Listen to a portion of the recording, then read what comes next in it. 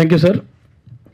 ఇక్కడ వచ్చిన మన ముత్తల్ రామదాస్ సార్కి, మోహన్ సార్కి, అలాగే మా వాఖ్యాత sir Mohan sir and first వాళ్ళకు థ్యాంక్ యూ సార్.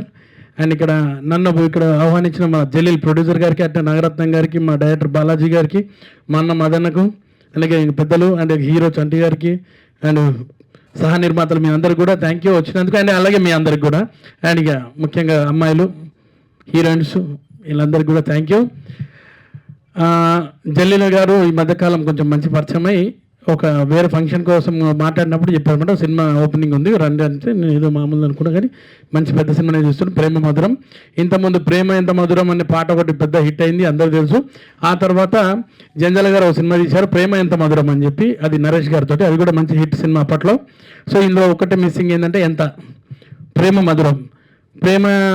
ప్రేమించినప్పుడు చాలా బాగుంటుంది, ఆ తర్వాత ఏమైందనేది చూపెట్టినట్టు కొద్దిగా రక్తం కూడా వేశారు ఈ మధురం మీద. ఏందన్నా యాక్షన్ అనమాట ఉంది ఇక్కడ, ఆ మధురంలో కొద్దిగా ఉంది. ఇద్దరు ఒకటైరు దాని తర్వాత. ఇక్కడ కూడా అందరూ ఇద్దరు ఒకటవుతున్నట్టు అనిపిస్తుంది. ప్రొడ్యూసర్ గారు, రత్నం గారు ఇద్దరు ఒకటయ్యారు.